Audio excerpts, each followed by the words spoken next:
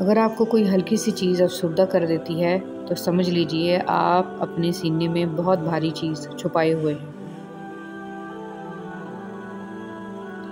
لوگوں کے لیے آسانیاں پیدا کرنے والوں کے لیے میرا اللہ مصیبت میں کبھی تنہا نہیں چھوڑتا۔ آپس کی محبتیں عروج پر تب ہوں گی جب آپ شخصیت کی عزت کرنا سیکھیں گے، بڑے ہونے یا پیسے ہونے کی نہیں۔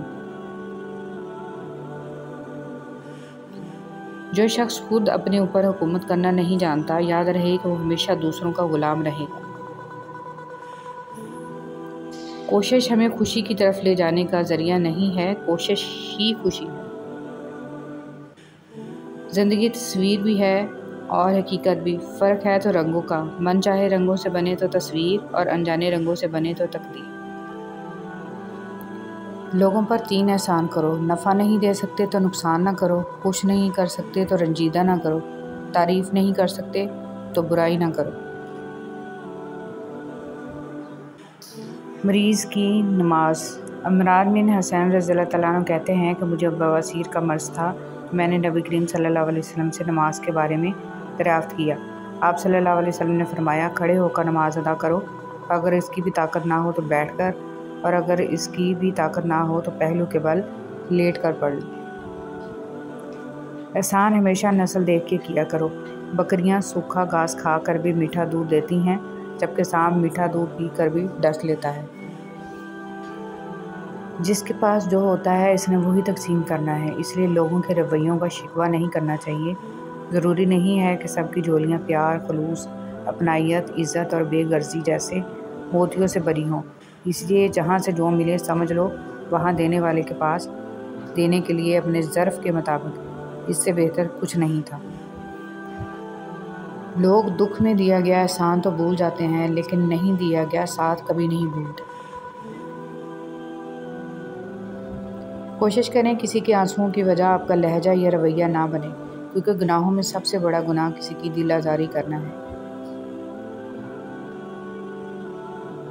دل صاف اور نیت اچھی رکھ کر اچھے کام ہمیشہ صدقہ جاریہ ہوتے ہیں، ہر حادثے میں وہ آپ کے آگے ڈھال بن جاتے ہیں۔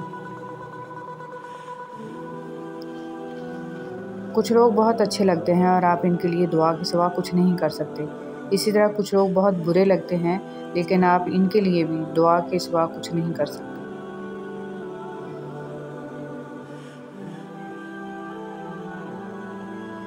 کبھی کبھی انسان کے پاس الفاظ تو ہوتے ہیں مگر اختیارات نہیں ہوتے کہ وہ الفاظ بول سکے۔ پھل درخت کے اندر سے نہیں آتا، یقین نہیں آتا تو درخت کاٹ کر دیکھ لیں، لکڑی ہی لکڑی ہے۔ رزق زمین کے اندر سے بھی نہیں آتا، نہیں یقین تو کھدائی کر کے دیکھ لیں، مٹی ہی مٹی ہے۔ یہ سب تو اللہ کے حکم سے آتا ہے، چاہے زمین سے نکالے یا آسمان سے اتارے۔ احسان فراموش اور مطلب پرست انسان سب کچھ حاصل ہونے کے باوجود تنہا اور بے سکون رہتا ہے۔ جن کے ساتھ کوئی نہیں ہوتا وہ بھی تنہا نہیں ہوتے، اس لیے کہ ان کے ساتھ بھی ہوتا ہے۔ اس جملے نے ہر ٹوٹے دل کو ہمیشہ سہارا دیا ہے۔ آنکھوں سے آنسو تب جاری ہوتے ہیں جب زبان اس دکھ کو بیان نہ کر سکے جس میں روح جکڑی ہوئی ہوتی ہے۔ رویے تربیت بتاتے ہیں اور الفاظ نسلوں کا پتہ دیتے ہیں، اور کتنا سکون ملتا ہے جب دوسرے آپ کی برائی کر رہے ہوتے ہیں مگر آپ کے ارد گرد کے لوگ وہ سب سننے کے بعد بھی نہیں بدلتے اور آپ کی پھر بھی اتنی ہی عزت کرتے ہیں جتنی پہلے کرتے تھے، اور یوں پتہ چلتا ہے کہ عزت والوں کو ہی عزت کرنا آتی ہے اور بدتمیز ہمیشہ بدتمیز ہی رہتا ہے۔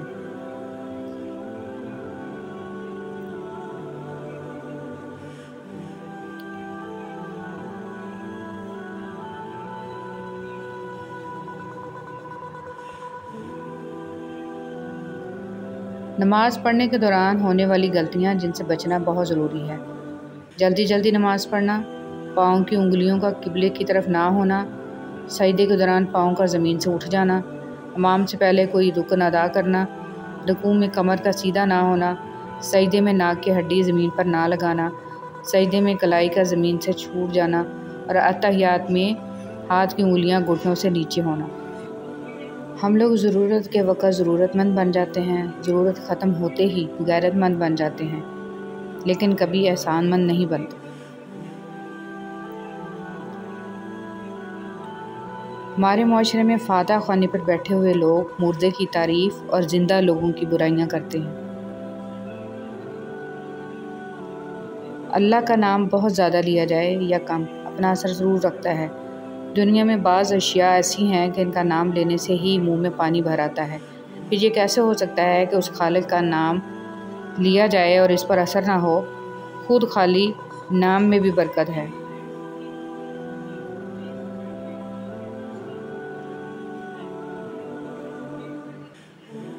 زندگی چھوٹی نہیں ہوتی، ہم جینا ہی دیر سے شروع کرتے ہیں، جب تک راستے سمجھ آتے ہیں تب تک لوٹنے کا وقت ہو جاتا ہے۔ شان ابو طالب۔ حضرت ابو طالب رضی اللہ تعالیٰ عنہ نے 2 بچوں کو پالا، حضرت محمد صلی اللہ علیہ وسلم اور حضرت علی رضی اللہ تعالیٰ عنہ، ایک سب نبیوں کا سردار اور دوسرا سب ولیوں کا سردار۔ میں نے بندگی کا طریقہ پرندوں سے سیکھا، جن کے گھونسلے طوفانی راتوں میں تباہ ہو جاتے ہیں، مگر صبح ہوتے ہی وہ شکایتوں کی بجائے اللہ کی حمد و ثنا میں مصروف ہو جاتے ہیں۔ تمام برائیوں کو ایک کمرے میں بند کر دیا گیا اور اس کی چابی جھوٹ کو قرار دے دیا گیا۔ انسان کو لازمی ہے کہ وہ اپنے دل کو ایسا سخت پتھر بنائے جس پر رنج و اندوہ کی جون تک نہ لگ سکے۔ جس شخص کو اس بلند برتر ہستی کے ساتھ ہونے کا احساس ہو جاتا ہے، اس کی سوچ بھی بہت بلند ہو جاتی ہے، پھر وہ اتنی بڑی کائنات میں اتنی چھوٹی سی زمین کے چھوٹے مسئلوں سے پریشان نہیں ہوتا۔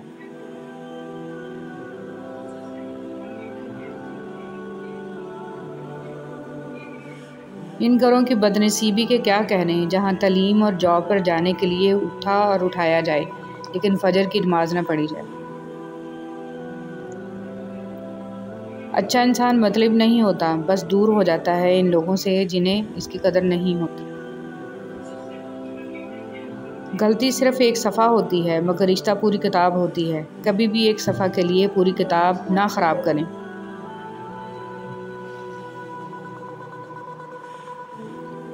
کچھ عرصہ کے لیے رابطہ میں پہل کرنا چھوڑ دیجیے، آپ کو پتہ چل جائے گا کہ آپ کتنے مردہ پودوں کو پانی دے رہے تھے۔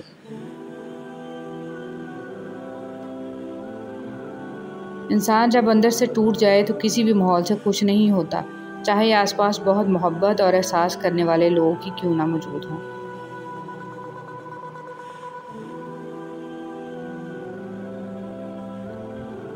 حضور صلی اللہ علیہ وسلم کے وصال کا ذکر۔ حضرت عائشہ رضی اللہ تعالیٰ عنہ فرماتی ہیں کہ وصال کے وقت حضور اقدس صلی اللہ علیہ وسلم کے قریب ایک پیالہ میں پانی رکھا ہوا تھا کہ اس میں حضور اکرم صلی اللہ علیہ وسلم بار بار ہاتھ ڈالتے تھے اور چہرہ مبارک پر پھیرتے تھے کہ یہ شدت، حرارت اور گھبراہٹ کے وقت سکون کا باعث ہوتا ہے۔ اس وقت حضور اکرم صلی اللہ علیہ وسلم بارگاہ الہی میں یہ دعا فرما رہے تھے، یا اللہ موت کی شدت پر میری امداد فرما۔ مرحوم والدین۔ حضرت ابو ہریرہ رضی اللہ تعالیٰ عنہ سے روایت ہے کہ آپ صلی اللہ علیہ وسلم نے فرمایا کہ نیک آدمی کا جنت میں اللہ ایک درجہ بلند کرتا ہے تو وہ پوچھتا ہے کہ اللہ مجھے یہ درجہ کیوں ملا؟ تو اللہ فرماتا ہے تیری اولاد نے تیرے لیے مغفرت کی دعا کی ہے، اس لیے اپنے والدین کے حق میں دعا کرتے رہنا چاہیے۔ اللہ سے دعا ہے کہ اللہ ہمیں والدین کی قدر نصیب فرما اور ان کی بہترین اولاد میں شمار فرما، آمین۔ ہم چاہے کھڑے ہوں، چل رہے ہوں، بیٹھے ہوں یا لیٹے ہوں یا روزمرہ کے کام کر رہے ہوں، ہماری کوشش یہی ہونی چاہیے کہ درود شریف پڑھتے رہیں کہ اس کے ثواب کی کوئی انتہا نہیں ہے، صلی اللہ علیہ وآلہ وسلم۔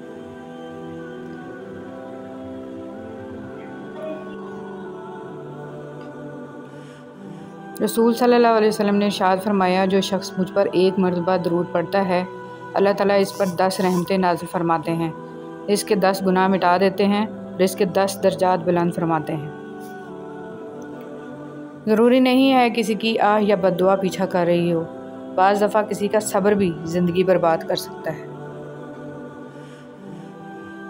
شکر ادا کرنے کی وجہ نہیں ڈھونڈنی چاہیے بلکہ عادت ڈالنی چاہیے، کیونکہ شکر گزار لوگوں سے اللہ تعالیٰ بہت محبت کرتے ہیں۔ اللہ ہمیں ہمیشہ شکر ادا کرنے کی توفیق عطا فرمائے، آمین۔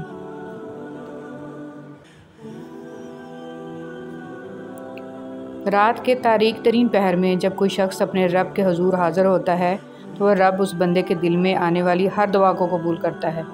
تمہاری ہر ناممکن خواہش تہجد ممکن بنا سکتی ہے۔ ہر تکلیف سے تہجد تمہیں شفا دلا سکتی ہے۔ تم سوچ بھی نہیں سکتے کہ ایک تہجد تمہیں کیا کیا دلوا سکتی ہے۔ تہجد معجزات کا دوسرا نام ہے۔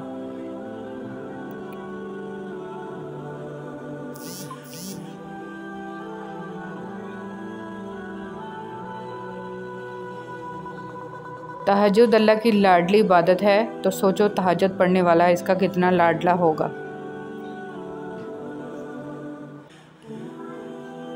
تم روشنیوں کے رب کو رات کے اندھیروں میں پکارو، وہ تمہیں بھی معجزوں کی صبح عطا کر کے راضی کر دے گا۔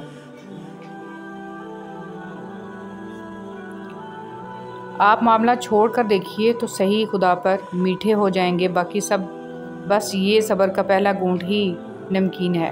انسان بھی بھلا کوئی اعتبار کرنے کی شے ہے۔ آپ خدا سے باتیں کرنا سیکھیے اور پھر دیکھیے، کسی میں نہیں اتنی جتنی اس سے گفتگو کرنے میں تسکین ہے۔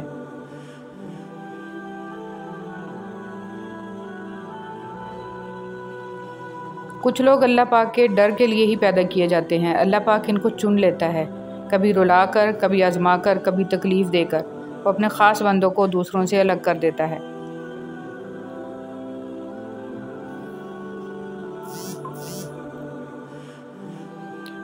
کچھ اس مقام تک چل کر خود آتے ہیں، کچھ کو کھینچ کر لایا جاتا ہے۔ بندے کی کیا مجال کہ اللہ پاک کے حکم سے سرتابی کرے۔ اسے دکھ کی بھٹی سے گزار کر، کندن بنا کر، اللہ پاک اس کے دل کا مکین بن جاتا ہے، اور جس کو اللہ پاک مل جائے پھر اس کو سب کچھ مل گیا۔ اللہ پاک کی محبت ہی اصل محبت ہے۔ خود کو رب اور رب کے عطا مانگنے والا بناؤ، تو اگر درد رات بھر سونے نہیں دیتا تو جان لو کہ وہ منتظر ہے تمہارا۔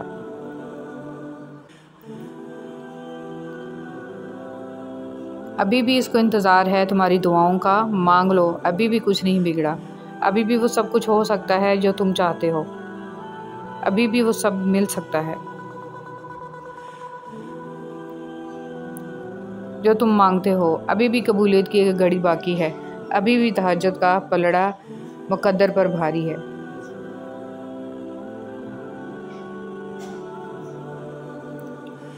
یا اللہ تو میرے نصیب میں وہ لکھ دے جس کی مجھے چاہت ہے، وہ دعا جو میری نمازوں میں ہے، وہ دعا جو میرے وجود میں ہے۔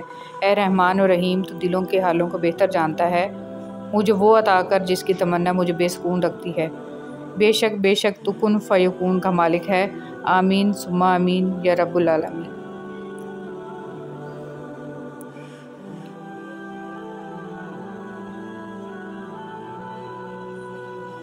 ساری بات توفیق کی ہوتی ہے۔ جب اللہ تعالیٰ ناراض ہوتا ہے تو سجدے کی توفیق بھی چھین لی جاتی ہے، فرض نمازیں بھی ادا نہیں ہو پاتی، اور جب وہ راضی ہو جائے تو آدھی رات کو جگا کر اپنے حضور کھڑا کر لیتا ہے۔